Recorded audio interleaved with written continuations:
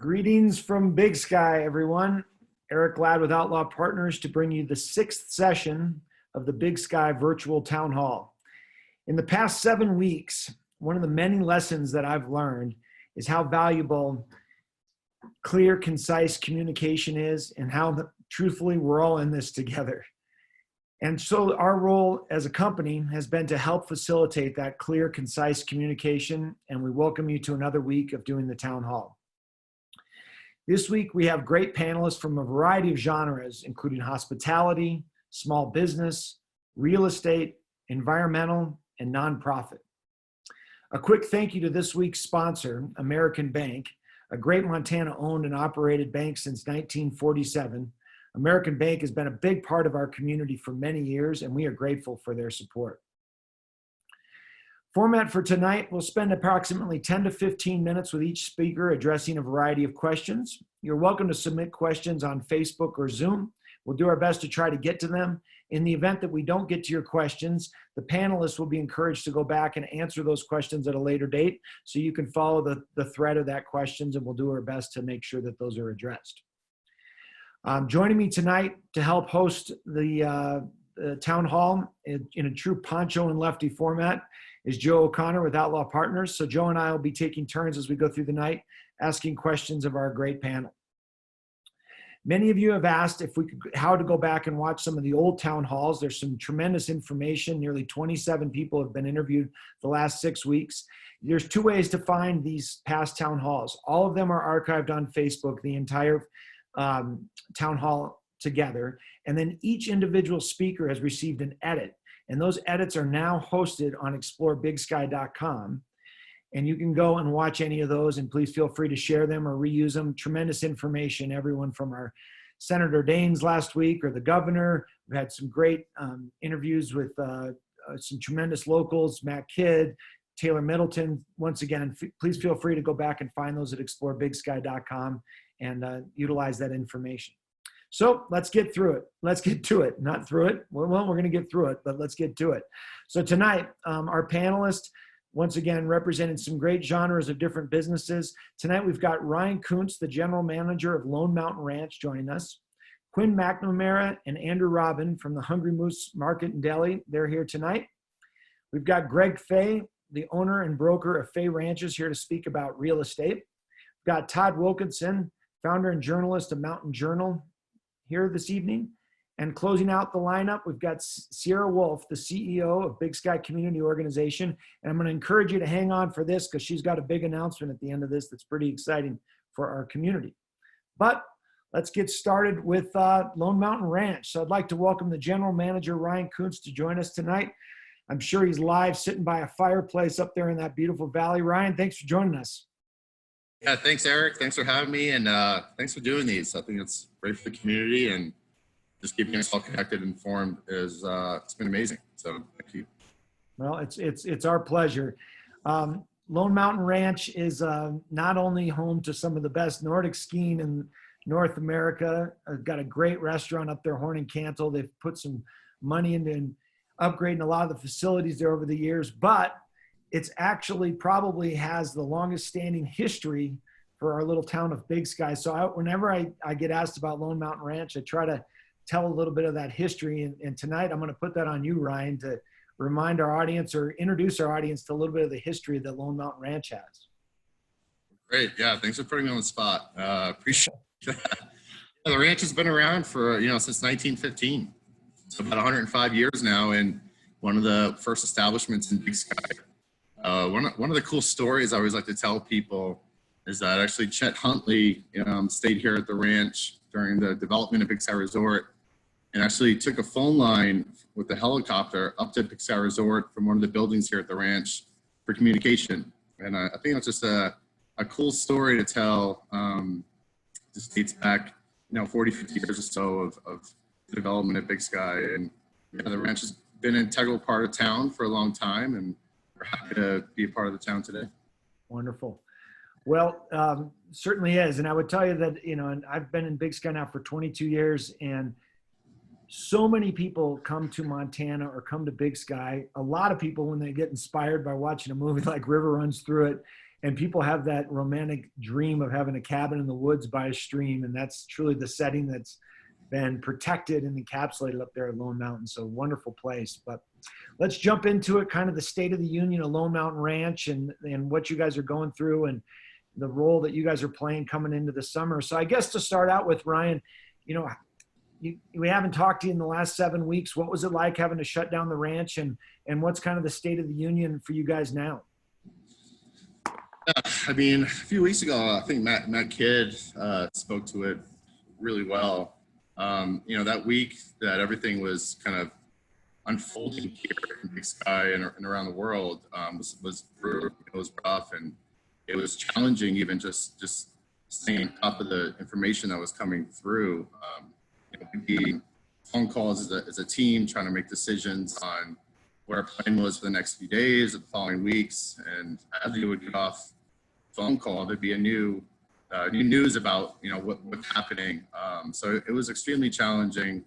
We were following BigSky Resort and everyone else in town as they were closing and making their announcements, and we tried to stay within those means as well. That was a tough week. We ended up shutting down on March 19th, and unfortunately had to lay off quite a few employees at that time, just to kind of get through this time period. But good news is we are planning to open here in June. We'll be announcing kind of a phased opening here in the next few weeks, most likely with the restaurant and possibly a horse program to start, and the cabins to follow. But that's sort of the state of the union. It's kind of a wait and see period right now. I think the next week and a half, 2 weeks are a really important time for us here in BigSky in the state of Montana to really understand what the summer is going to look like, and just kind of holding on probably to the middle and the next week to really make a final decision on how we're going to open here in June. Yeah. Kind of look into the summer, and I think it's important for people to, especially with businesses of your size, from being a large employer standpoint, to try to understand the impact that this pandemic's having. I mean, give us a little taste of the landscape as you guys go through the decision-making on, just from an employment standpoint.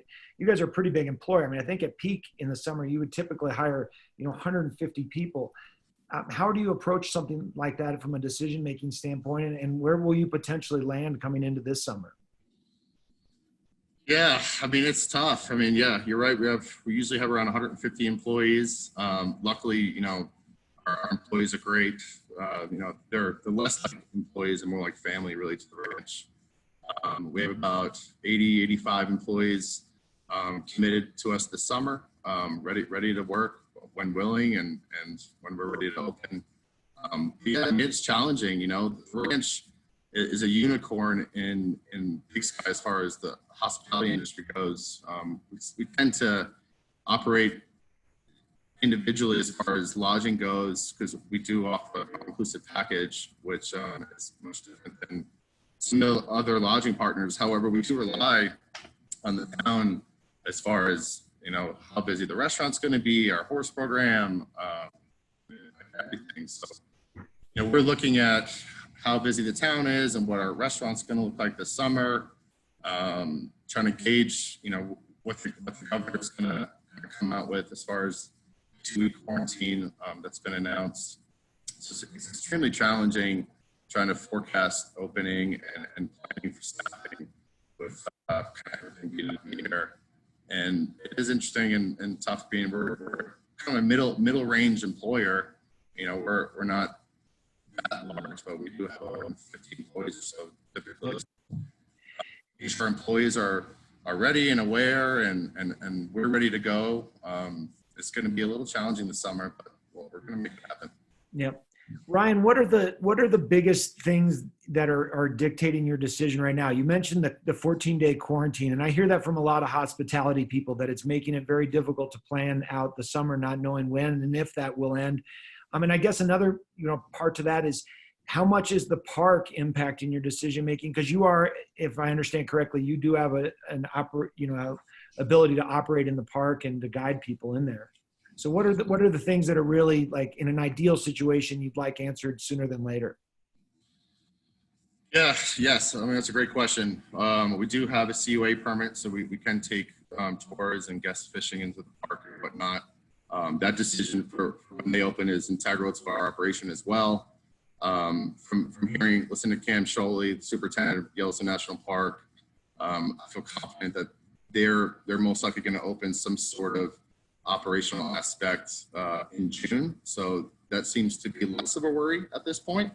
The biggest, the biggest thing that's up in the air currently is this 2-week mandatory quarantine for in-state travelers.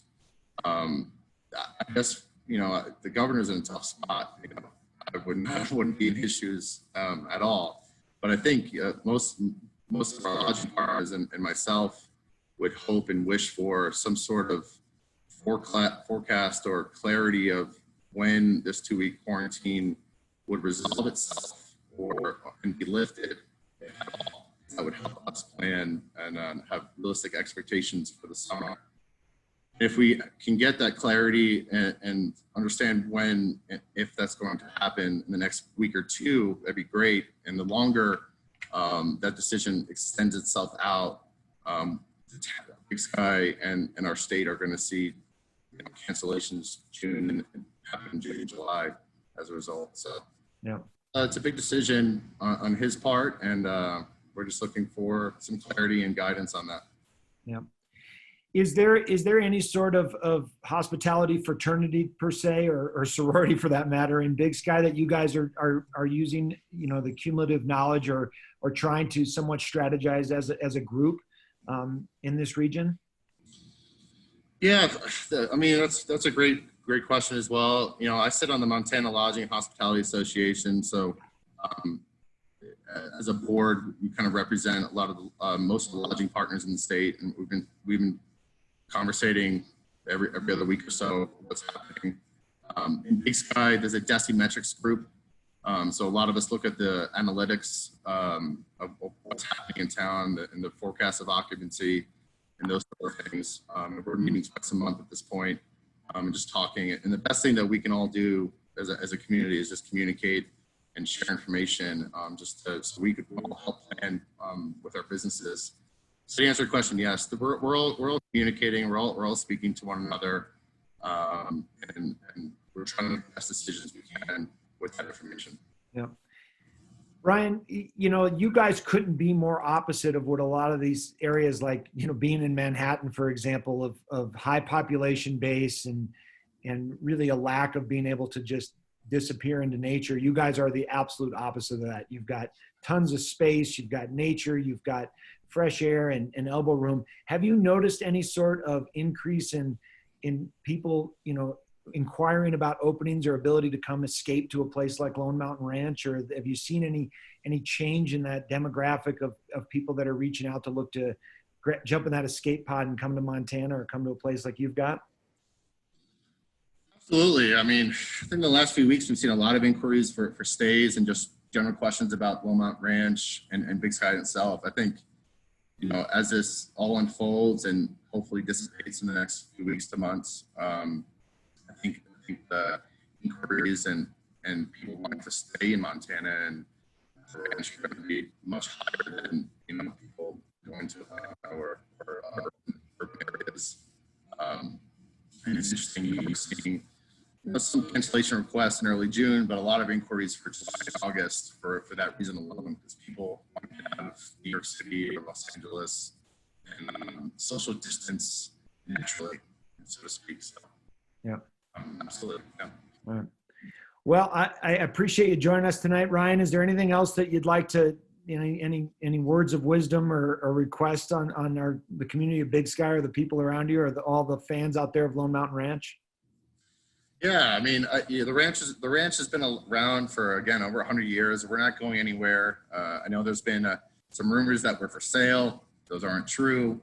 We're opening here soon, as long as we can.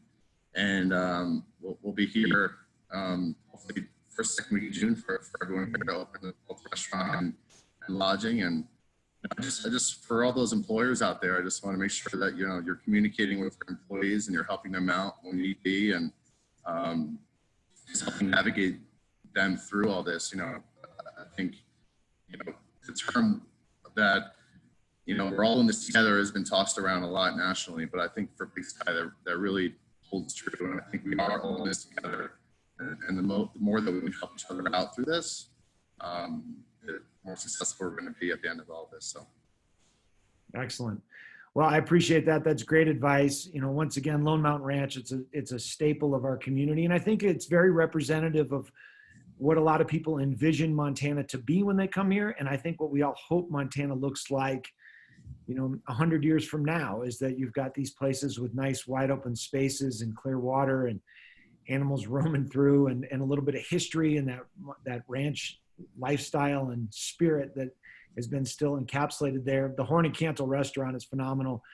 I sound like a commercial, but I love the place. It's absolutely phenomenal, and the Nordic skiing is great. And I'll also say that Ryan is an integral part of the community, sits on a lot of boards, and that community spirit is appreciated. So Ryan, thank you for joining us tonight.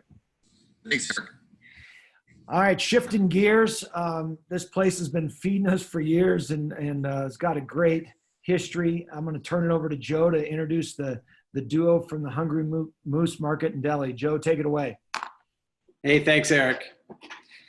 So we have GM Quinn McNamara, who's been with the Moose for about 3 years, a short stint at least compared to his colleague, marketing manager Andrew Robin, whose parents, Mark and Jackie Robin, owned the establishment until 2019, when it sold to Kristen and Frank Kern.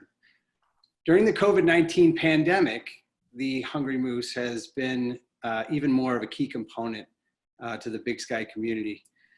Quinn and Andrew, it looks like you guys are social distancing well over there. That is correct. We view ourselves very much like a family here. We have a small store and a small staff, particularly with us having closed to the public. So we spend 5+ days side by side and feel like the additional risk of this is minimal, and we're just trying to. We have hand sanitizer.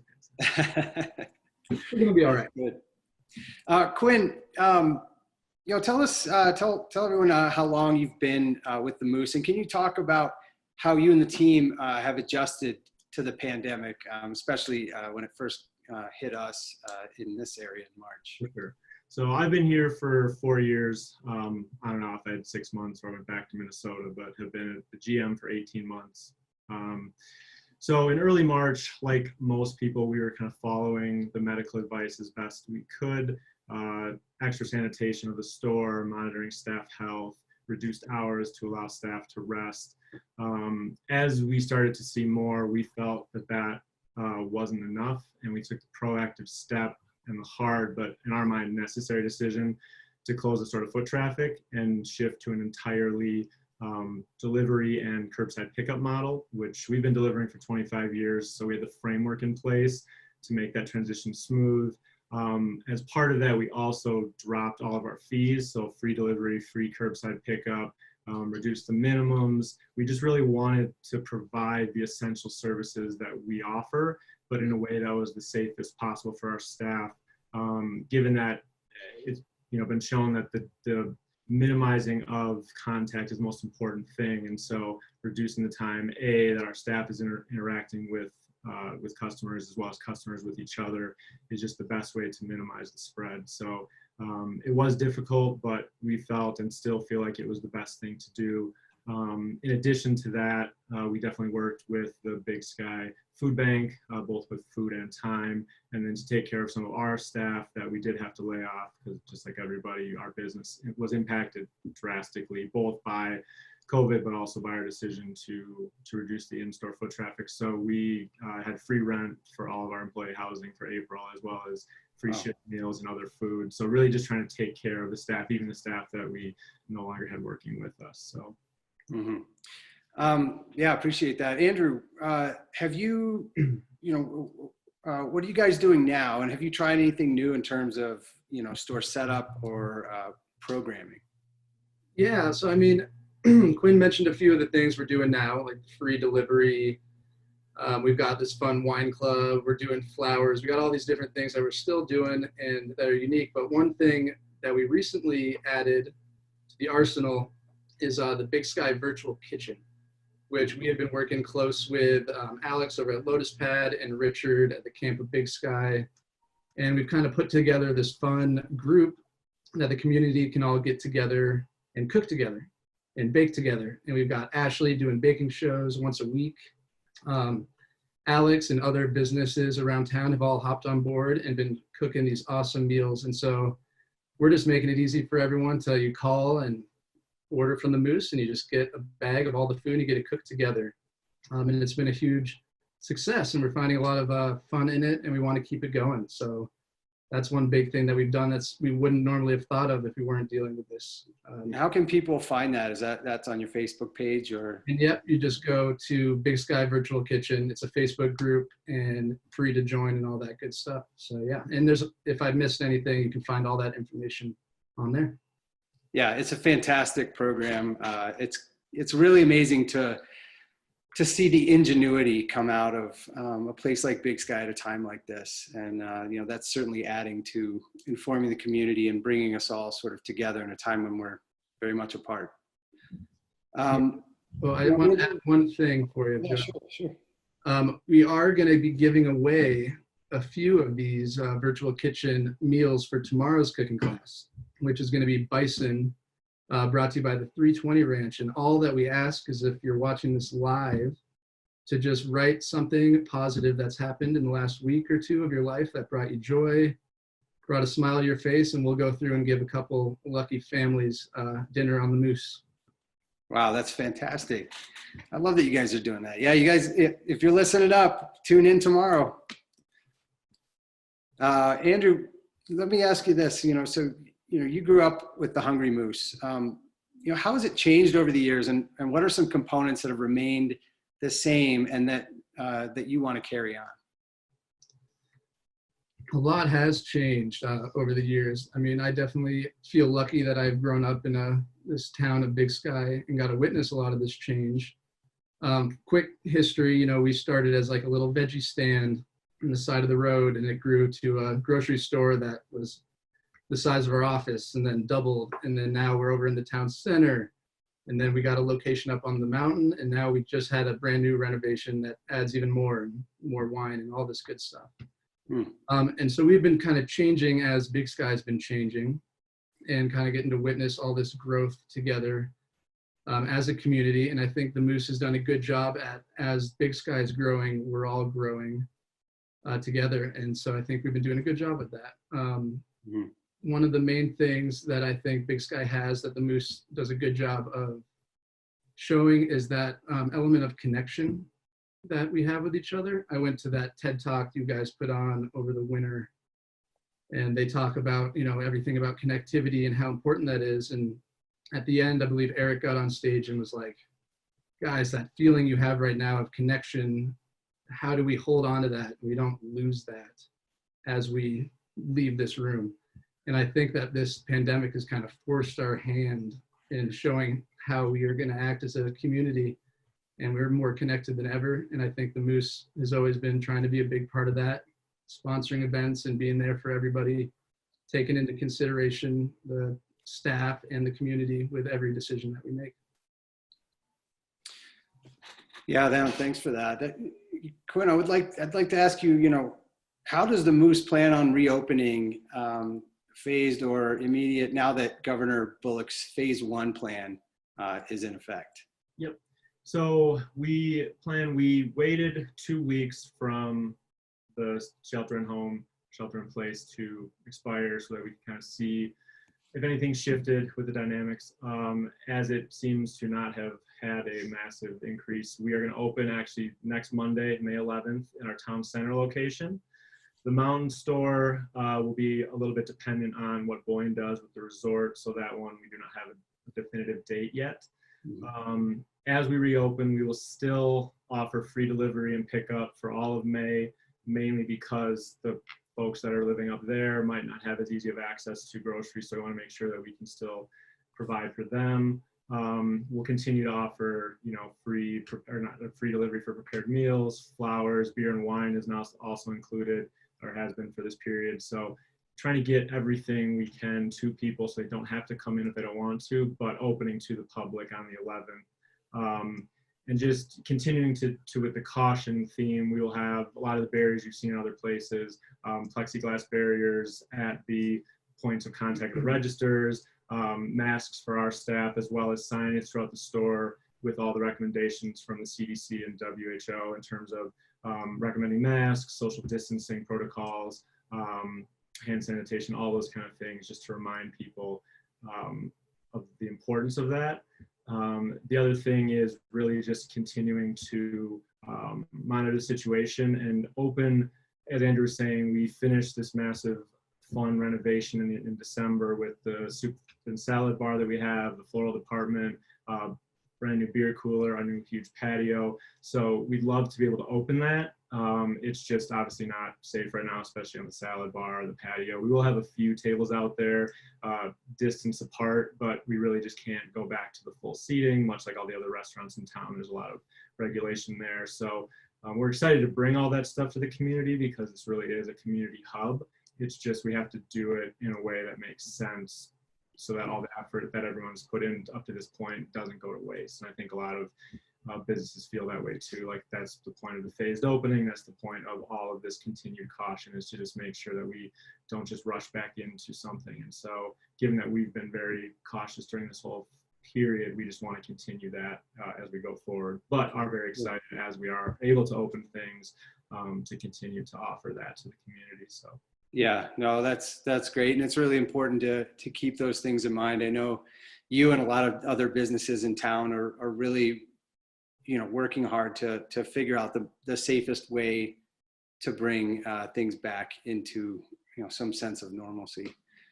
Andrew, the Moose has experienced a tremendous amount of loss, with your father passing in 2017 and with Frank Kern passing in March. Can you talk a little about the resilience that your family and all of the Hungry Moose family has showed the community during a very difficult time? Yeah, I mean, it's been a rough go for the Moose, for sure. With the loss of my dad, that was really tough on, a lot more than just my family, and we had so much love and support that has helped us throughout all of this.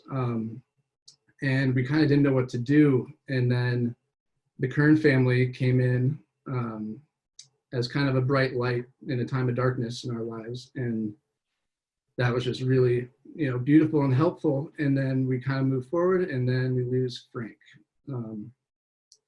which has just been a big, tough loss on everybody. And a huge shout out to Kristen and Kelly Kern, who remain leading the team and involved in the Moose every day.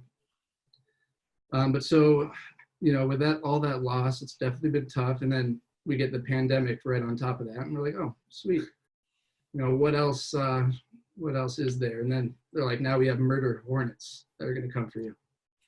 So, we're gonna fight that one off as well. But we at the Moose, I want to say, my dad and Frank both, they were really good in stressful situations, and they could handle a lot, and they would do it in a very calm and really show leadership kind of manner. And there's someone you could get behind, and I really see that in both of them. So I think the Moose has kind of been channeling that from them in order to move forward and stay positive and just work through all this. I mean, of course, it sucks that we have to deal with all this, but we smile and we stay strong, and we come up with new fun things to do, and we just kind of try to keep the vibe high. So yeah. Well, you guys are doing a fantastic job in the face of a very uncertain and difficult time. We really, as a community, we all very much appreciate the effort and the positivity that you guys are putting forward here. And no one helped me more try to pick out wines better than your father did. So I really, we miss him, and we miss Frank, and we appreciate what you guys are doing to move forward. Anything else to add there, Quinn? Anything you guys would like to talk about that I didn't mention? There's just two quick things. The first, just because it would be coming up in the near future or medium-term future, Soul Shine, the big event to celebrate Mark's life is something that will depend on what the decisions are with Music in the Mountains, since it is the first of those.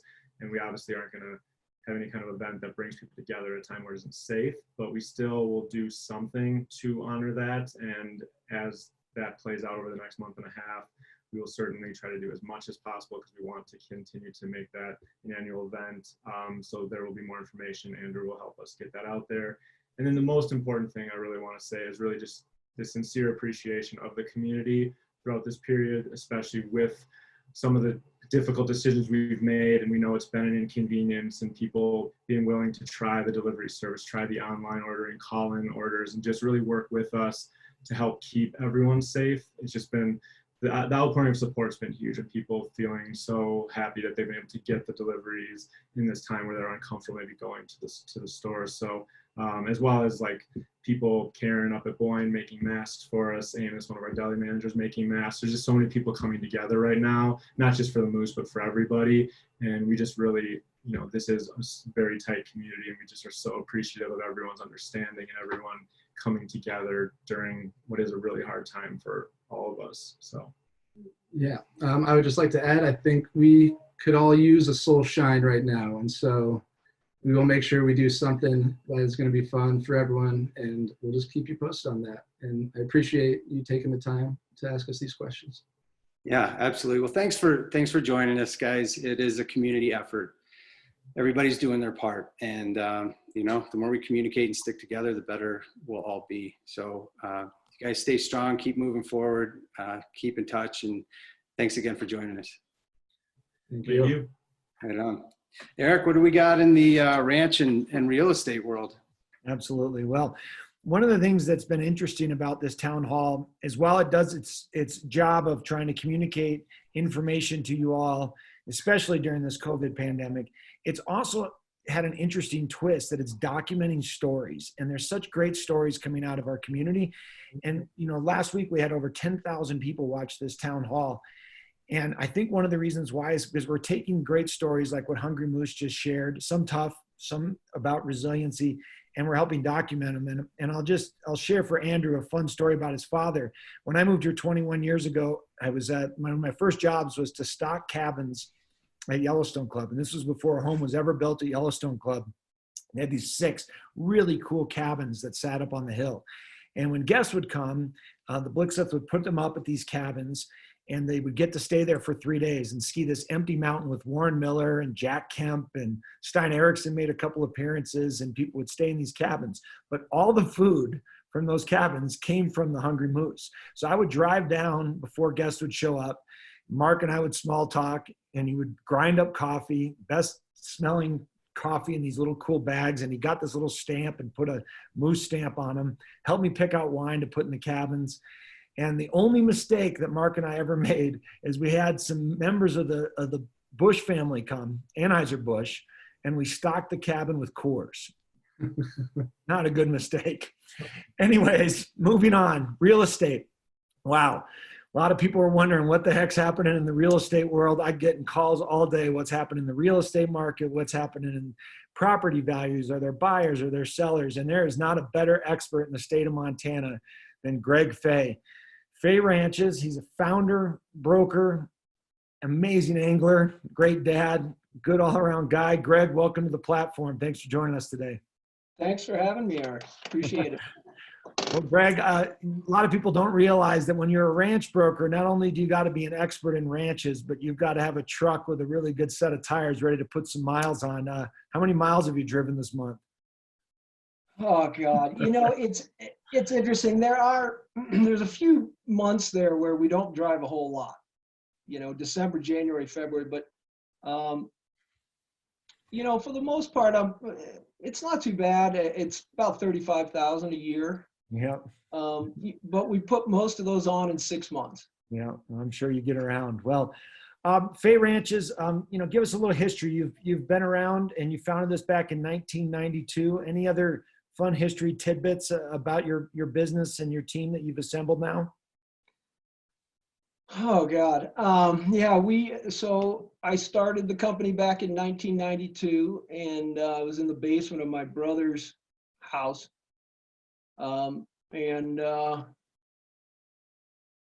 I mean, it was a bit of a wing and a prayer at the time, to be quite honest with you. I didn't know anybody who could afford a ranch, or really anyone who owned one at the time. I just came up here because I really wanted to fish and hunt and ski, and figured if I sold ranches, I'd probably get some pretty cool places to do that. And that was kind of the motivation. And then it just evolved, and one step at a time. I wouldn't say it was a meteoric rise, but a lot of perseverance. Just kind of stuck with it, and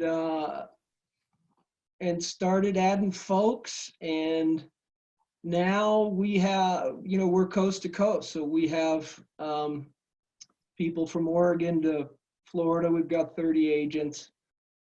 We deal in all sorts of land, just depending upon the geography and what its particular use is in that area. So, obviously in Montana, it's farms and ranches, fishing and hunting. We do timber properties up in the Northwest, plantations in the Southeast, some vineyards. It's really become so interesting, as we've expanded. For me personally, just to see the different, value drivers in the different areas of the country, and learn so much from all these agents who have expertise that I don't have, and spend some time with them in their neck of the woods and hear what they've got to say. It's been a fun ride. Yeah, well, you built a great team, and if you go visit their team or look at their website, you'll realize all of them have a great skill. They're either great hunters or anglers or conservationists. In the real estate business, first thing, this is usually the biggest investment anyone would make in their life. And so there's a lot of people tuning in today to wonder kind of about the real estate market. Your specialty, while vast across the country, in the Montana landscape, is definitely with ranches and the big properties throughout the state. And as we go through different things, 9/11 and the 08 crash, real estate obviously has different ways that it's impacted. What have you seen in the last 8 weeks, Greg? And what's been the surprise since, the world started shutting down back in mid-March? Yeah, it's been an interesting phenomena to observe and watch. Like you say, so we've been around 28 years, so I've seen some downturns, and obviously the most impactful was 2008, but never a downturn caused by a pandemic. So a little bit of a different animal. I think we've all been sort of sitting around waiting to see what the effect it will have on the land market. We're a little bit different animal than the BigSky resort real estate market or the real estate market in Bozeman itself. And it has been very interesting to watch it evolve. What we're seeing, so we're big into statistics, and we kind of keep track of everything that we can that's measurable. And then, of course, a lot of our information is anecdotal through conversations with clients and other agents and so forth. But what we're seeing is a surge in interest in land. Some of our measurables are kind of predictable. Social media, how much time people are spending on our website. Everybody's sitting around looking at their computer. So those were kind of somewhat predictable. But we're also seeing execution. Folks are buying ranches. I think what I'm hearing from people is, the phrase is land is the great insulator.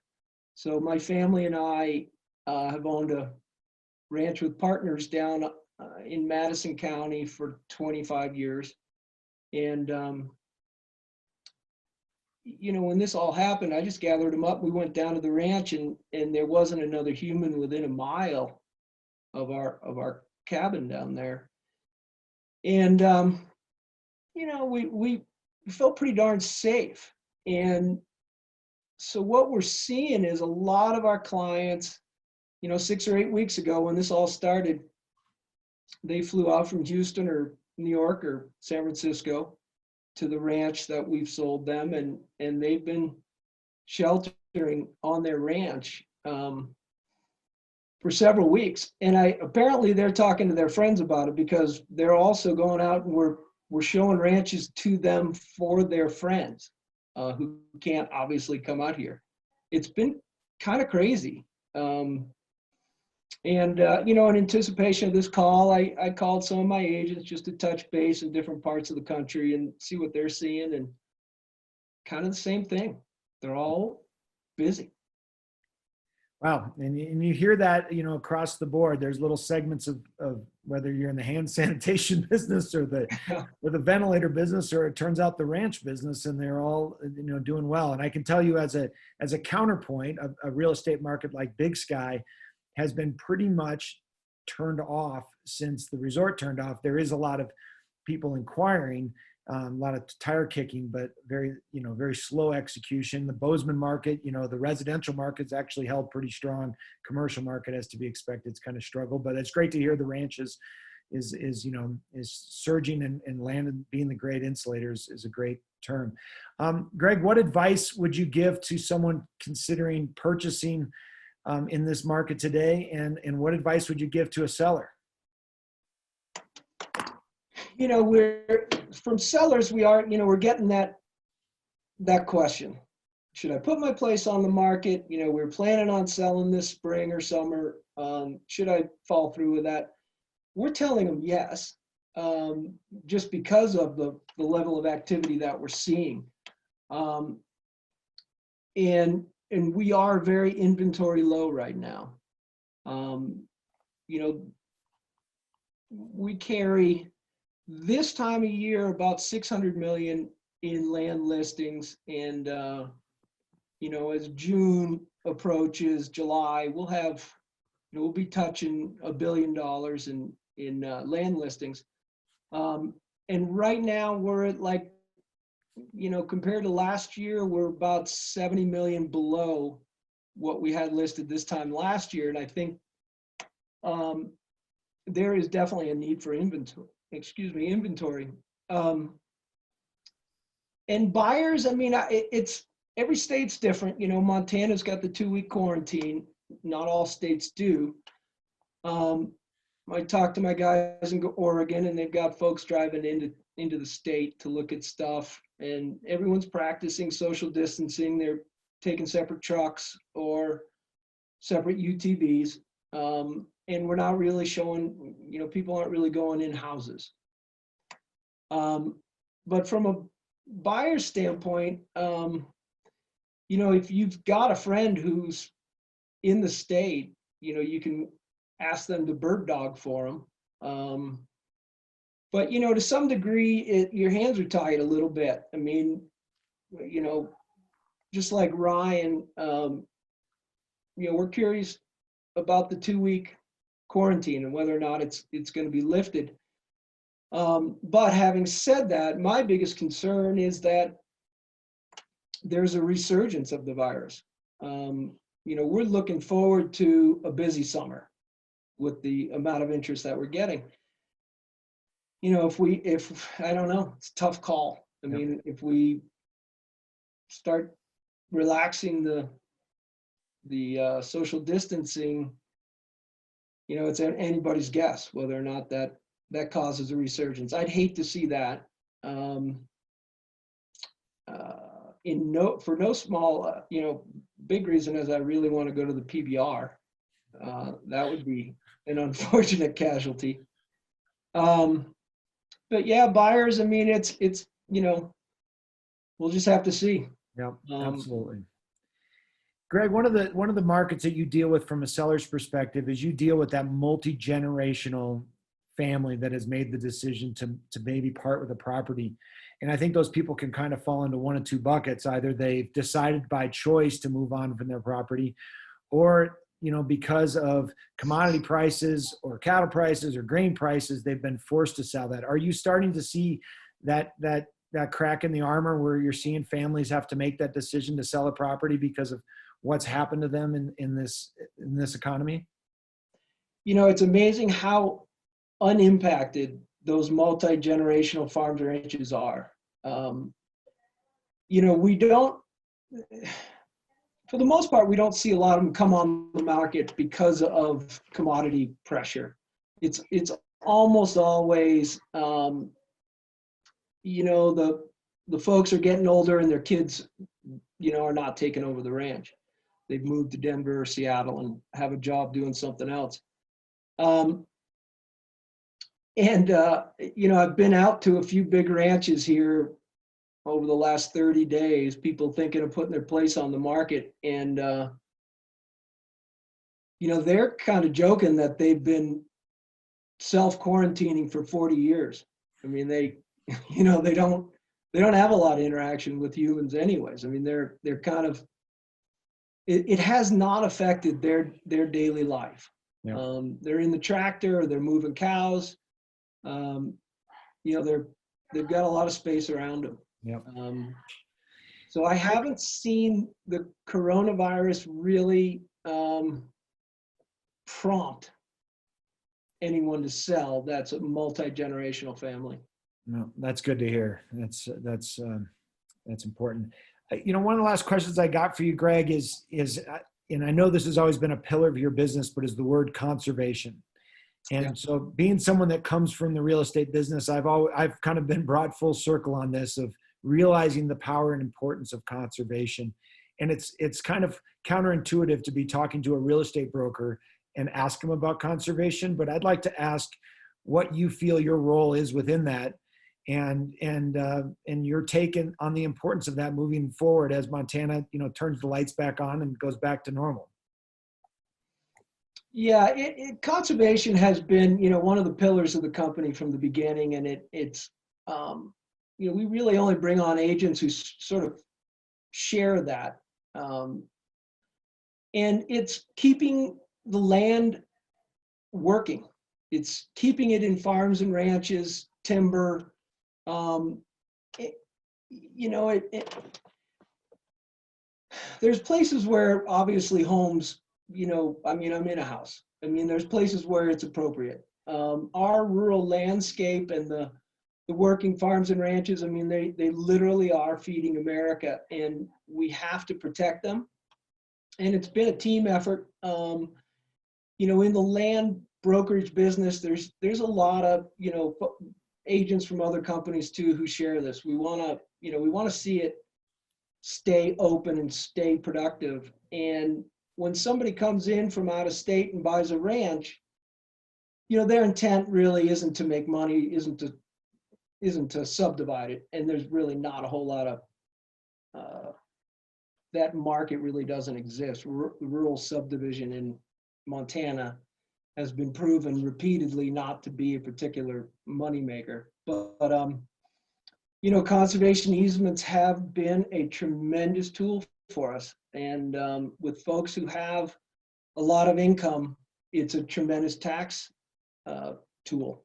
So whether somebody, you know, is conservation minded or not, once you introduce them to conservation easements and how effective they can be as a tax strategy, they become a conservationist pretty darn quick. Yeah. But yeah, it is. It's critical. You know, we've all seen other states that really have succumbed to the pressures of subdivision, and there's houses on the rivers, and you know, which of course is the riparian area, which is both the most productive agriculturally and most productive from a wildlife standpoint. And it's been very impactful to those states. And there's more acreage under conservation easement in Montana than any other state in the country. A lot of that is due to the Montana Land Reliance and some of the other land trusts that have been very effective. But I think, you know, we've really made some headway. You know, those 20-acre tracts 25, 30 years ago were really starting to show up, and we call them recreational ghettos. And you know, the business plan was loan 100% of the money to the buyer and then get it back and resell it in 5 years. And that model was really having a negative impact on rural Montana. And it's virtually, I mean, it's gone. It doesn't exist anymore. through the hard work of a lot of people. And yeah, it's been great. It's an important factor. Absolutely. Well, Greg, I really appreciate you taking time. It's fascinating to hear that the ranch real estate market is surging, and while it doesn't have direct correlation to our market, it does, because it's all interconnected, and there's not a person up here that doesn't think about those ranches, or a lot of people do own ranches around the state, and everybody drives past those big open landscapes. So Yeah. I appreciate your time. Is there anything else you'd like to share with us before you leave, or a good fish story? Well, I'll tell you, I rekindled a love affair with fishing. I have two boys, 11 and 14, and a business to run, and I really haven't fished as much as I did when I was a single guy, which was a lot. And I did a lot of fishing here in the past 6 weeks, and it's been kind of nice. And it's been nice to watch Montana transition from winter to spring, and observe some of the things that I maybe have been not paying attention to over the last 28 years of working. And it was a silver lining. I think folks are going to be reconnecting a little bit with some of the things maybe we haven't been paying as much attention to. No, absolutely. Well put. Well put. And in spite of that, I got the PBR buckle here. So I want to hand this out this year. So come hell or high water. And if it's safe, we're going to be hosting that PBR in BigSky, and appreciate your support. And hopefully be sharing a beer with or without a mask on. So, it really is one of the highlights of our summer. Hopefully, It's always so fun. Yeah, absolutely. All right. Well, from real estate on to an absolutely award-winning, amazing journalist, and pretty passionate man in of himself. Joe, I'll let you take on from the introduction from there. Yep. Thanks, Eric. So Todd Wilkinson started his career as a violent crime reporter in Chicago in the mid-'80s. He's now been reporting on the state of the greater Yellowstone ecosystem for more than 30 years. In 2017, Wilkinson launched Mountain Journal, the online journalism site that today has over 150,000 followers on Facebook. He remains a correspondent for National Geographic and The Guardian. Todd, welcome. Thanks for having me. It's great to spend time with you guys. Yeah, well, we appreciate you coming on. Well, you and I, we've been working together through Mountain Outlaw and EBS since I emailed you out of the blue in 2015. That's right. Well, I'm proud to be working with you in Montana during an albeit a very strange time in the world and in journalism. I wanted to ask you, how has this pandemic affected Mojo and the way you and your team report stories? Well, it's fascinating. It hasn't really affected my lifestyle at all, because I am an introvert who stays locked up anyway, but it hasn't affected the ability to generate stories. In fact, there's been a yearning during this time for people who want to be able to reflect on what's going on. And it's not only the COVID story, it's the story of greater Yellowstone that people can't wait to get back to. And there's a lot of interest in that. There's a lot of interest in terms of the national politics affecting public lands. And so, if we had written a business plan for Mountain Journal in August 2017, we'd be way off the tracks now. And it just speaks to the iconography and this great appeal of greater Yellowstone that stretches around the world. I mean, we have readers in 200 countries, and every state and Canadian province. So there's a lot of interest in our region. Mm-hmm. Absolutely. Well, Todd, you and we've spoken about the pace of life before COVID-19 and the pace of life now, in the midst of the pandemic. What are some upshots to COVID and the way it's affecting our lives? Good question. So let's talk about the downshot first. I'm the son of restaurateurs from Minnesota, so I get how this is impacting people and business people, and I really relate to the world through the eyes of people who use sweat equity to make a living, whether they're in large companies or small, they're job creators and all of that. And it's as if, we were a water dependent community and we're suddenly dealing with the flash drought and we don't know how long this is going to go on. And so we need to get, we're in this region that depends upon global tourism, which is going to be the water flowing back through the spigot, and we don't know what's going to happen. So there's that downside. I empathize. I'm here because I love the region and I love the people. But I think the upshot is that just as this has been this rare rallying cry for us coming together, in Bozeman at 8 o'clock every night, people howl. And so this coming together, we just had Give Big in Bozeman, and they raised a record amount of money for various nonprofits and charities. And so there's this empathy that's going on. But I think the big upshot is that it's really an opportunity. This could be a timeout where we can reflect on our region and reflect upon why we're here and really reflect upon what separates Greater Yellowstone from elsewhere in the world. I've had the good fortune of being able to travel around the world to a lot of wild places. And this place stacks up as well as any place I've ever been. It's a luxury to come back. And I know Eric and I have spoken about this as well. And we have these communities. We need to be paying attention to the people who feel left out, the people who are struggling in our towns, and the irony of conservation creating these great lifestyle communities that has come at the expense of, working class folk. But, we also, there's this notion of to whom much is given, much is expected. And there's really an opportunity, I think, for us to come together and try and figure out how are we going to save this place? How are we going to prevent Greater Yellowstone from following the same kind of mind-numbing, destructive path that has doomed a lot of other areas with high ecological values? And just to throw this out there, we are the place where we have the only assemblage of large mammals that was here at the time Europeans arrived on the continent. The only place in the lower 48 states, one of the only in the world. We have the longest wildlife migrations for elk, mule deer, and pronghorn. We have grizzly bears that we brought back. We reintroduced wolves. We saved trumpeter swans. We saved bald eagles. We still have wolverines. We have, bison descended from 24 animals that survived the slaughter.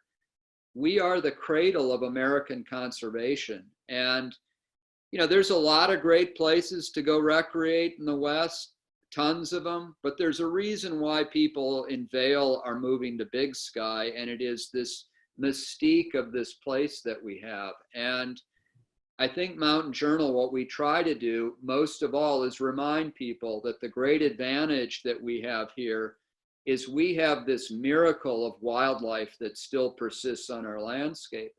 We could decide to say, it's expendable, let it go away. Or we could decide to step up to the plate and try and secure the things that these critters are going to need in the face of profound growth and climate change. Mm-hmm. Yeah, absolutely. It's an incredibly special place that we have here.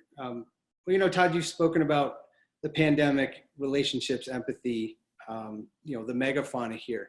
What are the biggest issues you've been reporting on in the Greater Yellowstone ecosystem, and have those shifted over time as you've covered this region? So when I started covering the region, at that point, it was really traditional resource extraction, logging, mining, hard rock mining, oil and gas development. There were some issues related to overgrazing of livestock and conflicts with predators, but much of that's been addressed. There's still an issue of oil and gas on the southern flanks of the ecosystem. But we've really moved to this thing of if you protect it, people will come, and they've come in droves. So let me just throw a few quick stats at you. you look at Bozeman's growth rate and you use the rule of 72 where you factor the growth rate in, you divide it into that and you get the amount of years that it's going to take to double.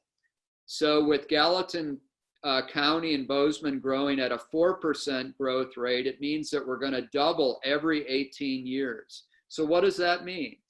It means that 110,000 people turns into 220,000, or Salt Lake City proper, not the whole metro area, in 18 years.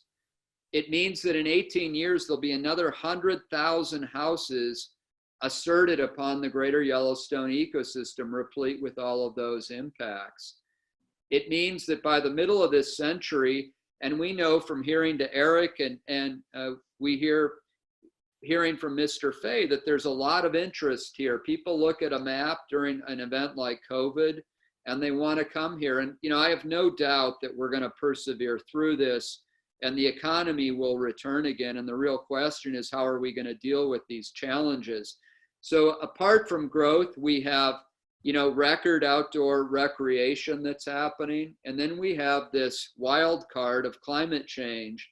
And if you talk to the premier climate change scientists, and we have one of them at Montana State University, and Kathy Whitlock, who's a member of the National Academy of Sciences, and her colleague, Bruce Maxwell, you know, there's already been documented changes in terms of precipitation and warmer temperatures that have happened over time.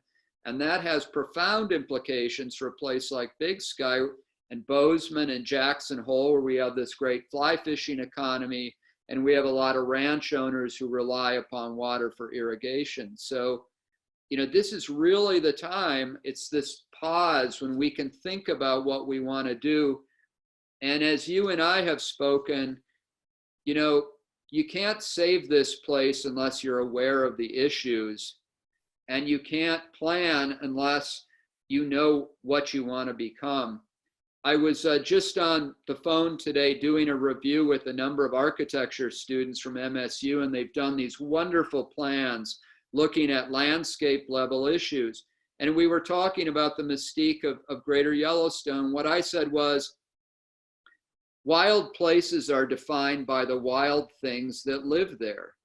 And in that regard, this place is extraordinary. But also, wild things don't exist in places where there are lots of people. So if you look at the Front Range of the Colorado Rockies, or the Wasatch, or the Cascades, or the Sierra Nevada, they don't have the wildlife values we have because there are so many people there. So we really have to figure out, if, you know, we're not going to stop growth. We're not going to stop people coming. They're going to come. And we really need this plan, a vision, a way to plan for how are we going to accommodate and achieve this balance between ecology and economy. Yeah, no, absolutely. Huge questions there. And, you know, Todd, let's talk solutions. I mean, how important is dialogue during a time of tremendous growth like this, of sprawl in some ways? What other solutions do you think are out there? Well, you know, fundamentally, let's all, while we howl at 8 o'clock in support of our emergency workers and our entrepreneurs out there, let's remember why we love this place. And that unites us around common values. We're all here for a reason. And I think it's something worth celebrating. So it starts with that. But the other thing is getting our municipal and county governments. Let me throw out one example. There is not a permanent ecologist on staff of any of the counties in Greater Yellowstone, nor in any of the major cities. And so as we're thinking about decisions, and without ecological input to sort of advise people on what's at stake, you can't blame an elected official to make a decision if they're not aware of what those ecological values are. And I think one of the great inventions of the last 5 or 10 years, and I would encourage everybody listening to do this, go to Google and Google elk migration map, Greater Yellowstone, and you'll get this wonderful map that shows the elk migrations of Greater Yellowstone. and you'll see these 12 different herds that spoke out of Yellowstone National Park like a bicycle wheel, and they end up in the far-flung corners of Greater Yellowstone. It's a pretty darn cool thing. That doesn't exist anywhere else. The only other place in North America that's comparable is the porcupine caribou herd in the Arctic. And so it's these things of common values and this raising of ecological literacy. Let's do it with pride, that when we embrace that, we start having discussions about what do these critters need to survive, particularly on the public land base, but also what incentives can we provide? How can we help our ranching and farmer neighbors that when they have critters on in the wintertime, they need the winter range? You know, how can we as the public step up with some of the conflicts, and how can we resolve them so that those critters find a home on private land during the winter time? You know, interestingly, all of this stuff is solvable, and I'll just say this. In Jackson Hole, you have Teton County, Wyoming, the richest per capita county in the country. In Bozeman, Montana, you have the fastest growing micropolitan city in the country.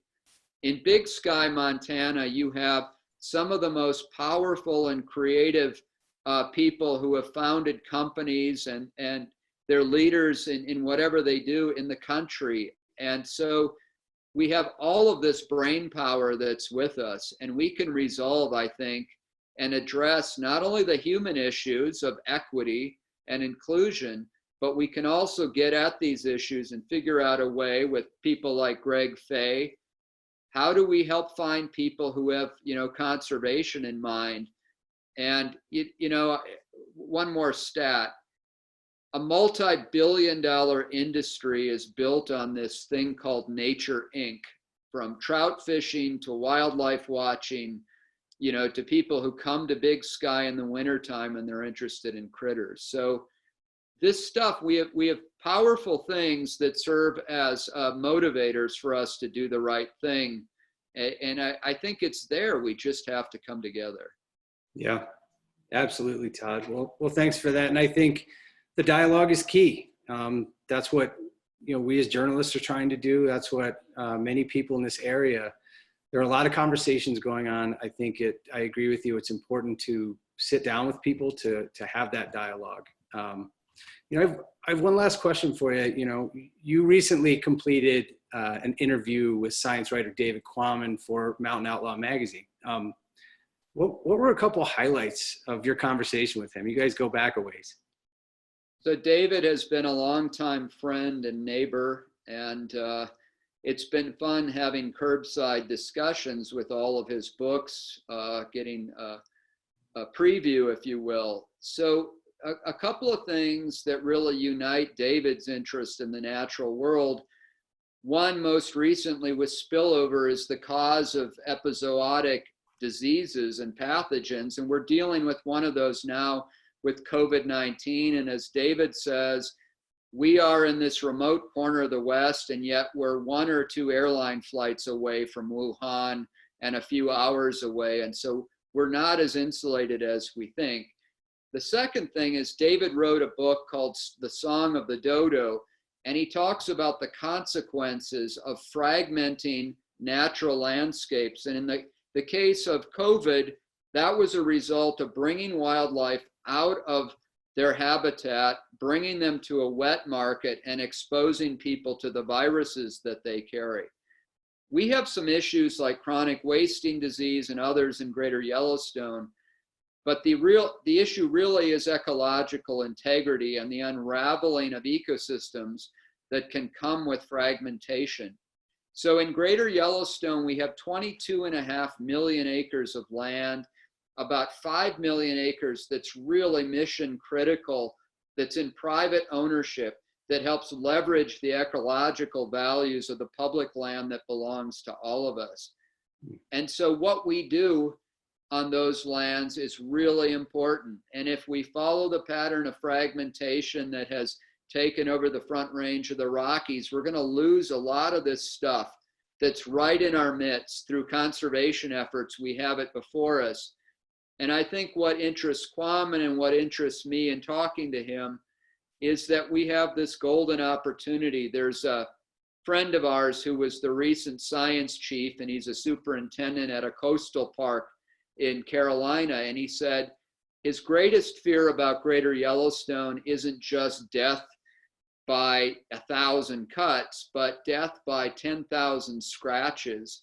And it's those scratches that all of us partake in, and it leads, ultimately to an unraveling, an ecological unraveling. So the interesting thing to come out of from Kwame is this thread that we're not as insulated. In fact, COVID has made the world smaller, and we live in this place like Greater Yellowstone where the future is really in our hands. Are we going to keep this place woven together, or are we going to let it thoughtlessly fall apart? Remember, not doing anything is a decision.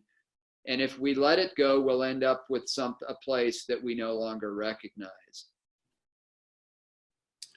Yeah, very well said, Todd. Well, look, we really appreciate having you on today. It's, as a friend, as a mentor, as a fellow journalist, the work you're doing at Mountain Journal is fantastic. The work you're doing for us is great. I hope we continue to collaborate and keep asking questions and opening the dialogue. That's what we do. Well, let me give a plug to you and Eric. It's really important that readers follow the good journalism that you're doing. And, I look forward to collaborating, and I hope people will also look for us at mountainjournal.org.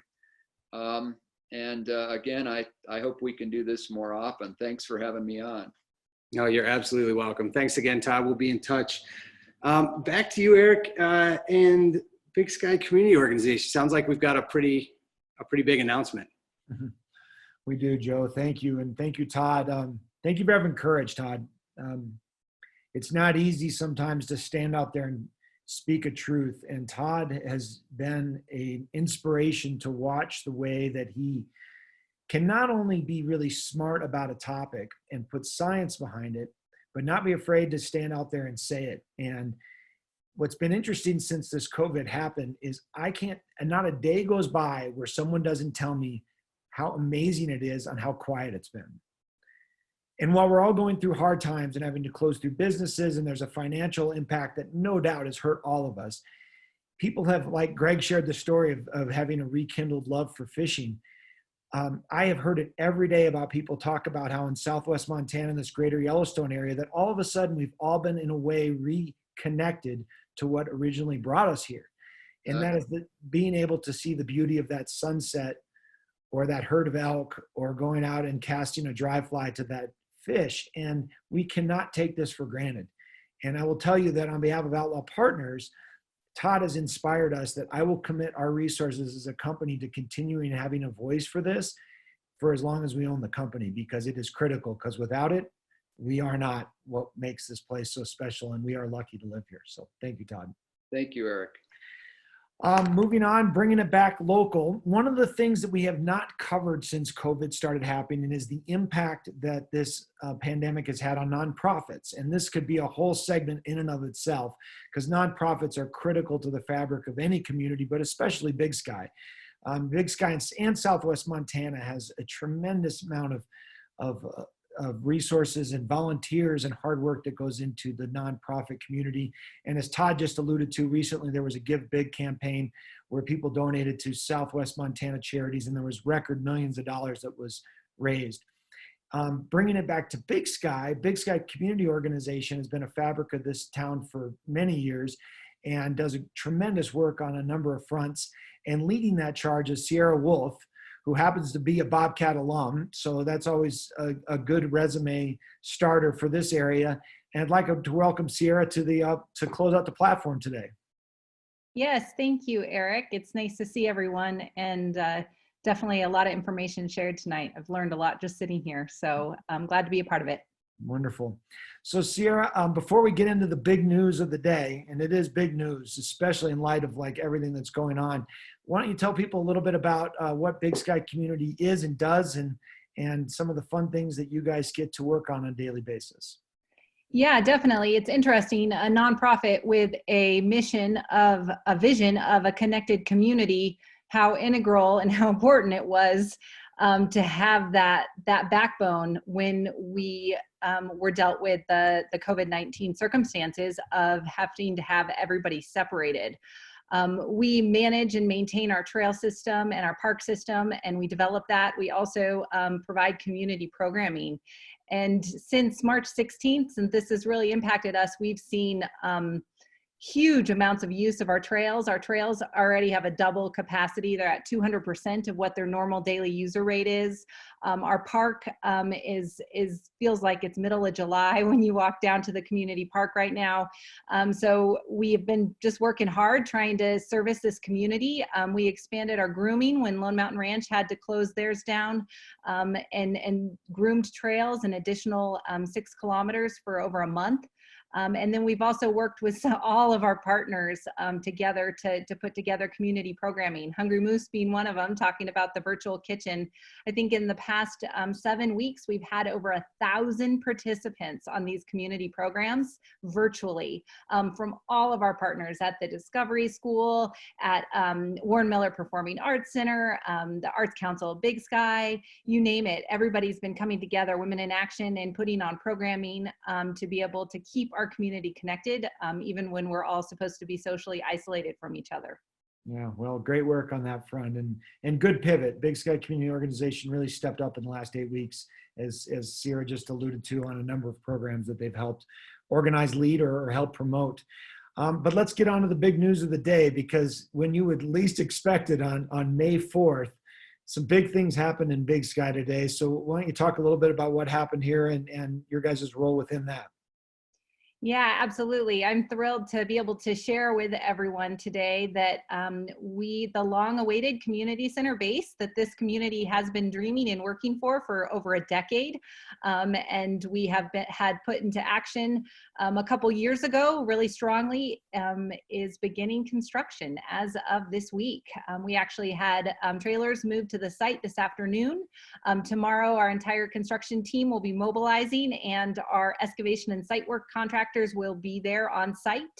The entire 3.3 acre parcel, which has the parkland and also the space for the community center, is going to be closed from this point forward until we get to reopen the park next summer in 2021, and then open the facility before our 21-22 ski season. I say that with a lot of excitement because it has taken a lot to get to this point. And obviously we were thrown some curveballs at the same time. Our board of directors really had to evaluate where our organization sat, where we were at with our fundraising, the impacts that it would have to be able to start a project of this scale right now with so many uncertainties in construction and supply chain and costs and everything, and also the impacts that it would have on the people that live here. And we were able to evaluate those risks, and with a really wonderful construction team, Langless and Associates, were able to move forward, and just wanted to be able to share that with everyone, that you all invested in us to make this happen and believed in us, and we're gonna make sure and bring it to fruition and get that project completed here in the next 18 months. No, that's great. Well, congratulations, Ciara. I know you and your team did a lot of hard work there, and they had a campaign for the last couple of years called All In, and that was to encourage everybody to play some role in either donating or helping make this happen. And the community did really step up, and it's a great example of when you get focused on something, you can achieve big things in small places. And so a lot of these topics we've covered today, if you're out there and get inspired, realize that the community center is a great example that we can achieve great things. Ciara, I think the last thing I'd love to hear from you is on the nonprofit landscape with COVID. I mean, this is gonna make some potential rough seas for the nonprofit sector, not only from people finding donors, but in particular in Big Sky, a lot of money does come from resort tax. Talk to us a little bit about this group of the nonprofit sector. I know you talked to all the other leaders. How are you guys navigating these waters? What are you expecting? And then maybe talk a little bit about what Give Big kind of meant to you all in the last couple of weeks. Absolutely. Well, I can say we're navigating it together, just as the lodging partners or other sectors in our community. We're all in it together, supporting each other, talking through situations, trying to forecast and plan accordingly, and also partner together on wherever we can. So we are working through things. I would say for the nonprofit sector, I've been in this sector my entire career and went also through the 2008 crash. And the biggest priority is to focus on your mission, your core mission, really narrow down what it is that your work is and what the needs of the community are, and make sure that those are matching. And sometimes that means there's hard decisions. There may be programs that are dropped, services that you can't do, projects that are put on hold. Our organization has already put a couple big capital projects on hold that we were planning on moving forward, and just know right now is not the right time. But if you can focus on your core of why you were originally founded, and what it is that everybody loves, and you can continue to communicate that and cultivate that and do it efficiently. That's the one thing about the nonprofit sector. We are as frugal and efficient as it comes. We know how to get a lot done with a little amount of money. With that said, you still have to invest in them, or really the entire net, the entire web that holds communities together will collapse. You cannot forget how important all of these arts and cultural, environmental, community, social services, all of those things are to what keeps us together any given day. So that's just my thought process for all of you listening, and also for all of our nonprofit partners. We're in it. We're going to do the best we can. We're going to continue meeting those missions, but please continue to support us. And Give Big was just really a wonderful way, after going through all of this, to see how much this community does love their nonprofit partners. I believe in total for Gallatin County, it was almost $1.7 million raised in 24 hours. And several nonprofits locally here benefited, and I know we'll put those funds to really good work. Well, wonderful. And thank you to you and your team for all you do. And I know it's always sometimes overlooked, but I just, all of a sudden I got inspired today of just, the importance of volunteers. And I loved how last week you guys did a great program to go out and clean up the dog poop. And I think you had one volunteer pick up 37 pounds of dog poop. So cheers to volunteers. Absolutely. We would not be surviving right now without our volunteers. We've had over 300 hours of volunteerism in the past 8 weeks for our community, doing all the coordination. So they are the critical backbone. And even with things like BASE, our volunteers, our construction committee, our board, all the people that have helped make that happen, really none of it would be possible without it. So it's a big part. Thanks for bringing that up. Yeah, no, absolutely. Well, thank you, Ciara. And thank you to BigSky Community Organization. And that's big for our community, $20 million community center coming out of the ground. So that's big. It's going to be a great centering point for a lot of the community, and especially the youth, and excited to have that part of the community. So one of my favorite things about town halls is that without scripting, every single one of these creates its own theme. And today, without a doubt, the word connection just kept coming up over and over again. Starting out with Lone Mountain Ranch, they're getting ready to turn the lights back on. They got trailers full of horses coming up this weekend. The bar is going to be open. The Horn and Candle will be going at some point.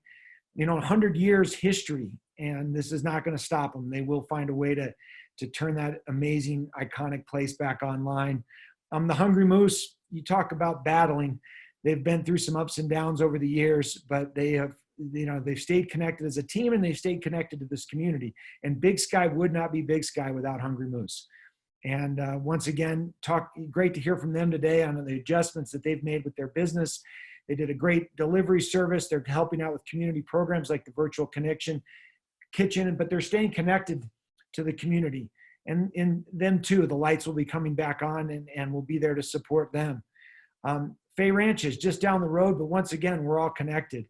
And Greg's and his team have done just great work on not only helping conduct that real estate business out there, but do it in a very responsible way, and keeping things like sporting and conservation at the forefront is such an important thing. But also it's amazing to hear that, that business is surging even during these tough times. So it says a lot about their business and what they represent. And it's truly a great product, and happy to have him here. And then Todd, obviously well-spoken, got the data all connected, and let's make sure that we stay connected to the science. And that's really critical as we all move forward. and Big Sky Community Organization, hearing from that that nonprofit sector, how important it is that we all stay connected to supporting those groups that are doing such great work. And this is going to be a really important time to make sure you keep the shoulder behind. And if you've got inspired today about hearing from people like Todd on trying to get more involved, the nonprofit sector is a great way to do that and have a voice. I love how Todd said it, by doing nothing, that is a decision, and let's not do that. So that's a wrap, gang. What a great, group of panelists today. I'm grateful for everybody's time. Wild places are defined by the wild things that live here. That's the one that I'm going to remember after today. And really, once again, grateful for everyone's time, and the audience, grateful for you sharing a part of your day to listen to this. If you're inspired, please share this. Communication and sharing stuff makes stuff happen. Next week, we'll be back with the 7th Town Hall. We've got some great guests next week as well, anchored by Senator Tester. He's going to be joining us to talk a little bit about what he's seeing out there. We've got Big Sky Medical Center. They'll be coming back to talk about the COVID update as it relates to our community. So we'll be looking at the science from the last 8 weeks on what happened here, and talking about looking forward into the next couple weeks, our role in helping protect, as Greg said, that fear of a resurgence, and all of our role within that. So Big Sky Medical Center will be back. And then, boy, do we have a special guest next week. He's going to be bringing his guitar. We've got Kevin Fabosi who's going to be closing it out. And any of you know that Kevin, down there at Consignment Cabin, he and his wife have been hosting this really creative way of trying to sell their goods online. And it involves a couple bottles of wine, some good humor, and Kevin's guitar. So Kevin Fabosi will be anchoring next week's Town Hall. I will tell you, after next week, we've been so inspired by the success of this town hall. We're going to be moving it to the first Monday of every month, moving on forever. So this will be a permanent part of Outlaw in the Big Sky community. And we'd love to hear from you. If you have idea of other panelists, please let us know. We've already decided one of the panels in middle of the summer is going to be dedicated all to the word sustainability. And that was inspired by people like Josh Treasure and Northwestern Energy. So we'll be doing that at some point, probably in July. But a lot of great topics to cover. Grateful for all of you. Grateful for the panelists. And Joe, thank you to you for being, I don't know if you're poncho or lefty, but you're one of the two. So everybody have a great night. Go out and enjoy this beautiful sunset. And remember, wild places are defined by the wild things that live there. Good night.